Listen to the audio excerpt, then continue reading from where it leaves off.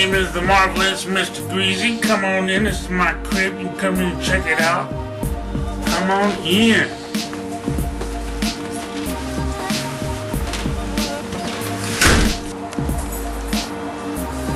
Alright, this is my kitchen area right here. This is where I do a lot of my master chef work. As you can see, you got a lot of coffee setups here in the Pacific Northwest, this region of hip-hop. You got a lot of people that drink coffee with specific creamers. It has to be laid out, you know. Little candy machine I got going on because the nephews and nieces come over, and you know they're always asking, Uncle Greezy, I want some candy. Give me some chocolate. Give me some peanut butter brittle or some shit like that. You might have to edit that part out. So, you know, every time they do a cribs, they gotta see what's in the fridge, you know, and in the freezer. See, now, I got a punk rock roommate, and he really don't do a lot of cooking, and, you know, I am usually at the club, you know, doing a lot of eating at the club where I do my thing. But, you know, I got some chicken breasts, and, you know, some turkey, and some, oh, this is fabulous. Raspberry sherbet. There's no sugar. There's no fat. You can eat this every day and it tastes good. It won't hurt you. And then that's pretty much the kitchen right there. Moving along, we got this professional bar I had installed. This was put in by a very good friend of mine. I got the custom upholstered matching bar stools to match the custom bar he put in. Has the old English style Victorian candle holders, so we can get that, you know, that real mood lighting for all the types of females that come over and want to enjoy like a beverage. I got a little bit of difference. See, now the story behind these bottles of alcohol you see on the bar, each one of them bottles of alcohol was left here full by somebody. See, I really didn't buy them. And so what I did is I just made a little collection of all the bottles left by people. Because I don't really drink. I'm not a big drinker. If somebody wants to drink, they can find something they want, they can drink it. This right here is pretty much my wall of firsts right here. This poster right here was my very first show. Downtown Portland, Oregon, done at the Tonic Lounge. And this is my brother-in-law. This is who I performed with the show. That was the night of the show. That's me and Clue Green right there. That's my first single I put out, the Have-Nots. Also got another joint on it called the Ooh La La. It has the radio version and the normal versions. This is the Lonely Language again, the Lonely Language plaque that I had manufactured from Bumper Records, which is the record label I own. And right here was my first show to promote this album with my clique. And a couple of members of that clique I ain't with no more, but I still got respect for them. You know what I'm saying? Because we did a lot of things together. But you know, a little bit of creative differences. They have to go their way and I have to do my own thing. You know, so it's okay. This right here is the marvelous console. This right here is where pretty much every single beat was made for Lonely Language. Well, in this room, I really didn't have it set up like this, but it was in this dining room of this penthouse suite right here in Chateau, Oregon, where I made every single beat for the record. This right here is, you know, for my DJ to come over and get down.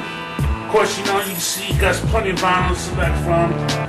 Switching up beats, and you know, we take samples, go ahead and throw on the set to chop up, mix up, marvelous. You know what I'm saying? You know, make some original, which is what I try to do when I stick to my music. A lot of memories in this room. Right there, that picture of Snoop Dogg, that poster of Snoop Dogg, came off of the front store of the Civic Food Mart, which was on Albina and Portland Boulevard. The guy who owned that store, I used to walk up there and he used to like I always used to beg him, man, I want this poster, man, I want this poster. For 2 or 3 years, man, he never gave it to me. He was this real nice Asian man. And finally one day I went in there and I was like, hey man, let me get the poster. He said, you know what? You wanted it for 2 or 3 years, here you go. He cut it off his wall, man, he gave it to me. This picture right here is really important. This is basically my first 10 to 11 years coming out of high school. I turned 21 years old and I started bouncing in the strip club. I started bouncing in dance clubs too. And these 2 young ladies that are sitting with me, and 2 of the very first ladies I met working at the particular bar in which this picture was taken. And it represents basically me, you know, when I started doing that. And luckily I don't have to put myself in that position no more. It's not, you know, basically I just show up and I talk on the mic now. I don't have to deal with nobody trying to get crazy, pulling guns and knives on me and stuff like that. Alright, this is Mr. Greezy's living room. Working in a club, dealing with 9 grown women who are entertainers, exotic entertainers, can work on your nerves, you know, if what I'm saying. You know, it requires you to be a very patient person. And there's a saying that I heard a long time ago, that the poor seek riches, the rich seek power, and the wise seek tranquility. So I like to be wise, and I like to have things be tranquil, you know what I'm saying, and peaceful. It's very important to me. When I'm not there, I come home, I have a peaceful place to be, where I can release with my thoughts. Maybe think about the next hit, or hook I might come up with to make it shrill, you know what I'm saying, to feed my nephews and nieces, stuff like that. Anyway, so I got it hooked up like this. I like a lot of scented candles. The candles, you know, my mom and my sisters, we all about candles. You know what I'm saying? We always trading candles, having candles. You know, they smell good, they look good, the ladies like them. This right here, sometimes you go in a lot of other places, because, you know, like Jermaine Dupri and all them cats, you see a big ass widescreen TV. You see all them hooked up, you know, electronics going on and everything else. I got it real simple. I got an old school 70s stereo that bumps these old school 70s speakers. It gets loud. Straight up DVD player, VCR. This TV ain't nothing special. It was given to me by my mother. It got tape holding it together because the screws fell out.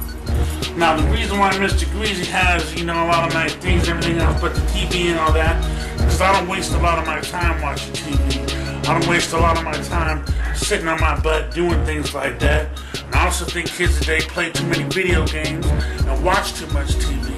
Y'all need to stop doing that. Don't get me wrong, and TV is cool. You know what I'm saying? Because it shows a lot of people's artistic expression. And you know what? If you want to see more artistic expression, get off your butt, put the video game down, and go to a place where they got some culture and some art, like a museum in the downtown or wherever you're from, and learn more culture and art and stuff like that instead of wasting your time and rotting your brain for like garbage.